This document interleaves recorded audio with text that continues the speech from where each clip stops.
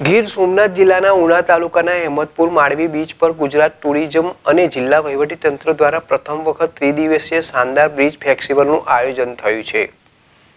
ગુજરાત પ્રવાસન વિભાગ અને ગીર સોમનાથ જિલ્લા વહીવટીતંત્ર દ્વારા આજથી ઉનાના અહેમદપુર માંડવી ખાતે ત્રિદિવસીય બીચ ફેસ્ટિવલનું આયોજન કરવામાં આવ્યું છે। આ પ્રસંગે નામાંકિત ગાયક કલાકાર અનુપ શંકરે હજારો લોકોને ડોલાવ્યા હતા, તો વિવિધ સ્ટોલે અનેરું આકર્ષણ જમાવ્યું છે। તલાલા ગીરના ધારાસભ્ય અને કલેક્ટર દિગ્વિજયસિંહ જાડેજા સહિત અનેક પદાધિકારીઓ અને અધિકારીઓમાં મંચ પરથી લોકો સાથે ગરબે ઝૂમ્યા હતા। ગીર સોમનાથ જિલ્લાના ઉના તાલુકાના અહેમદપુર માંડવી બીચ પર ગુજરાત ટુરિઝમ અને જિલ્લા વહીવટીતંત્ર દ્વારા પ્રથમ વખત ત્રિદિવસીય શાનદાર બીચ ફેસ્ટિવલનું આયોજન થયું છે। આજે બીચ ફેસ્ટિવલના રંગારંગ કાર્યક્રમનો પ્રથમ દિવસ હતો। અહેમદપુર માંડવીનો સમુદ્ર કિનારો અદ્ભુત છે। 3 થી 4 કિલોમીટર લાંબો સીધો બીચ છે। સોનેરી કિરણો સમી ચમકતી રેતી અહીંની શોભા વધારે છે। સાંજના 7 કલાકે ફેસ્ટિવલનો શુભારંભ થયો હતો।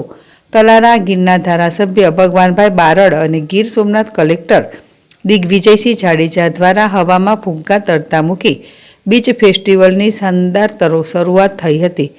સંગીત સંધ્યામાં દેશના પ્રખ્યાત ગાયક અનુપ શંકરે હજારો લોકોને તેના સુમધુર અવાજથી ડોલાવ્યા હતા। ગીર સોમનાથ જિલ્લામાં ઘણા એવા સમુદ્ર તટ છે જે અન્ય રાજ્યોના બીચને પણ ટક્કર મારે તેવા છે। તે પૈકીનો એક બીચ જેટલે ઉના તાલુકાના અહેમદપુરા માંડવીનો બીચ। આ બીચ અત્યાર સુધી બહારના પ્રવાસીઓ માટે અજાણ્યો હતો। ગીર સોમનાથ કલેક્ટરના ધ્યાને આ બીચ આવતા તેમણે ગુજરાત સરકારમાં રજૂઆત કરી અને સફળતા મળી હતી। ગુજરાત ટુરિઝમ વિભાગ અને જિલ્લા વહીવટીતંત્રએ સાથે મળી બીચ ફેસ્ટિવલનું આયોજન કર્યું। આ બીચ ફેસ્ટિવલનો હેતુ ગુજરાત ટુરિઝમ વધારવા અને અજાણ્યા સ્થળોએ પ્રવાસીઓ જાણે અને માણી શકે તેવો છે। આ ઉપરાંત આ સ્થળે ટુરિઝમ વધવાથી સ્થાનિક રોજગારી પણ વધશે, તો ગુજરાતના પ્રવાસીઓને સમુદ્રી તટનો આનંદ માણવા ગુજરાત બહાર જવાની જરૂર પણ નહીં રહે।